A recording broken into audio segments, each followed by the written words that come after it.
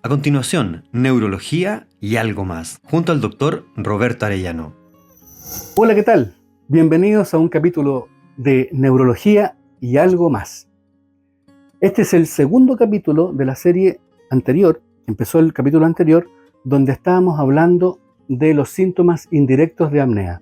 Así que si no llegó al primer capítulo, le sugiero, claro, no ha visto el primer capítulo, sugiero que vaya y lo revise, están los posts que están en el Instagram y en otras partes más.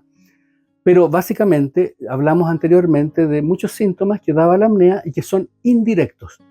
Es decir, que la persona no es que ronque ni ande con somnolencia, sino que anda con otros síntomas que no sabe que pertenecen también o que están hechos por una enfermedad, están provocados por una enfermedad que ocurre en la noche y que se llama la apnea obstructiva del sueño, que es dejar de respirar durante las horas de sueño, por varios segundos. Cuando uno tiene, y lo vamos a analizar con estos síntomas, piernas inquietas, epilepsias resistentes a tratamiento, hipertensión nocturna, prediabetes y reflujo gastroesofágico. Hay muchos más, pero voy a analizar solo estos para ir de a uno en uno, viendo los detalles por los cuales la persona debiera consultar. Si lo tiene ese síntoma, debiera consultar pensando en que no podré yo tener una apnea del sueño que me está provocando este síntoma. Esa es la idea de este programa. Bien, bienvenidos. Venga, pierna inquieta.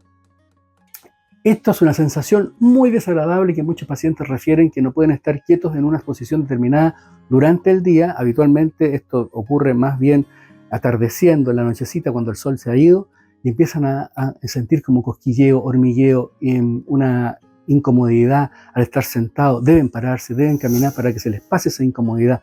Es muy desagradable, incluso se puede ocurrir durante el sueño. Es algo realmente que fracciona el sueño y que produce somnolencia al otro día. Pero el paciente no relaciona que esto puede estar ocasionado también, o es muy frecuente de ver junto con la apnea del sueño. Uno mejora la apnea y esto disminuye notoriamente. Hay otros factores, por supuesto.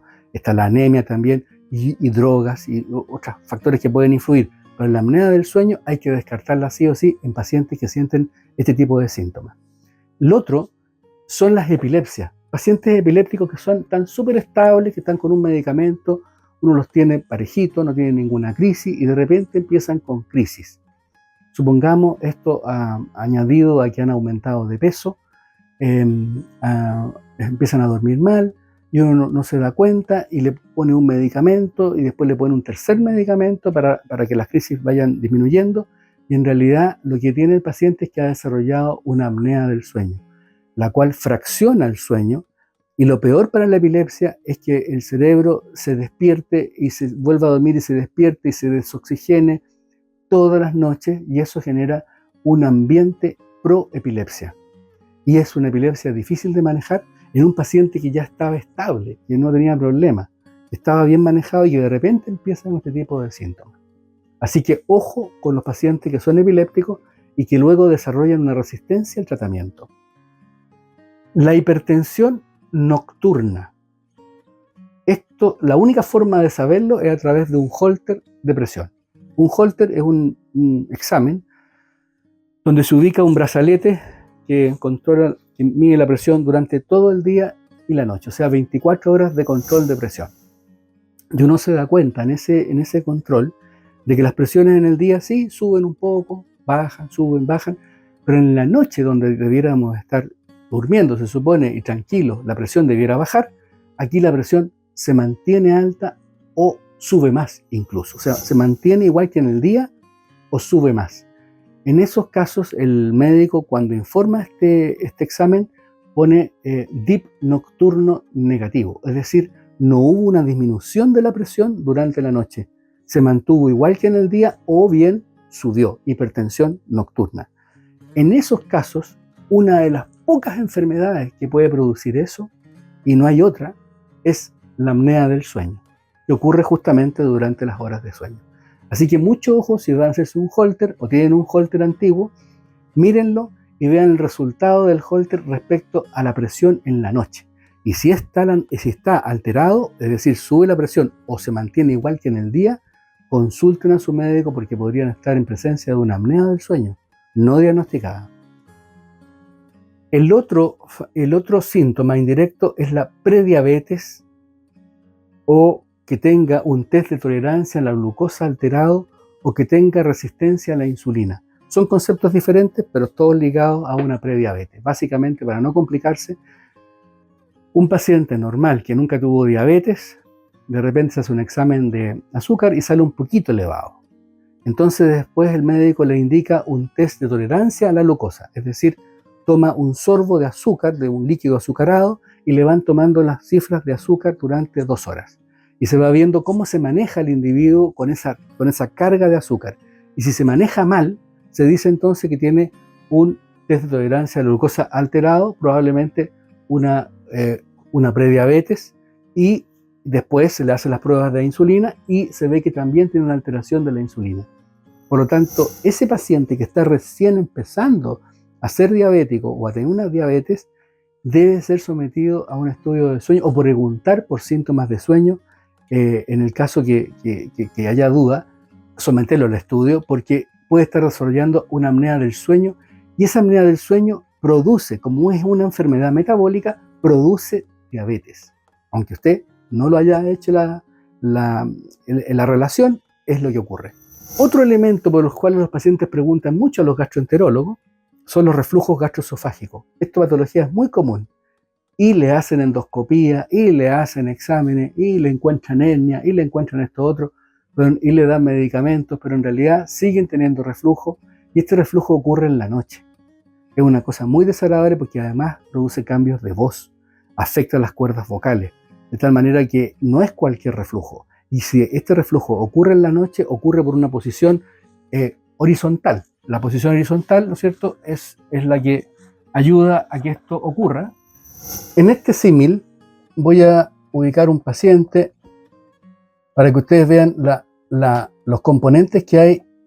Vamos a dibujar una persona, en fin, con su estómago y la distancia que hay entre el estómago y la laringe, más o menos, para que ustedes tengan una idea, más o menos alrededor de 30 centímetros, vamos a poner un número, 30, 40 centímetros, donde la presión atmosférica hace que evita que el flujo del estómago que está dentro del estómago salga hacia la faringe o laringe.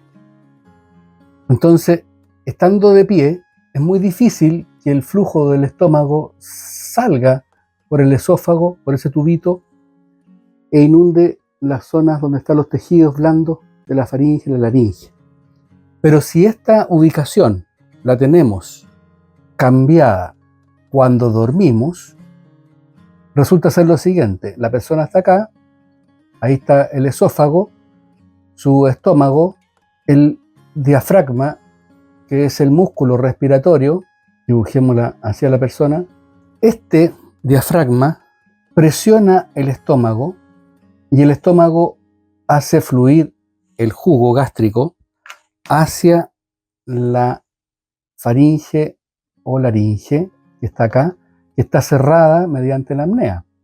Por lo tanto, la presión que ejerce el diafragma sobre el contenido del estómago ejecuta como una especie de émbolo que genera una presión que ahora, a diferencia de estar de pie, la presión atmosférica es igual tanto a nivel laringio como a nivel del estómago. Por lo tanto, no hay una dificultad de presión y el agua fluye, o el líquido que está dentro del estómago fluye, que habitualmente es un líquido tremendamente ácido, y daña la laringe producto de esta eyección, una verdadera eyección de ácido sobre las cuerdas vocales, por ejemplo.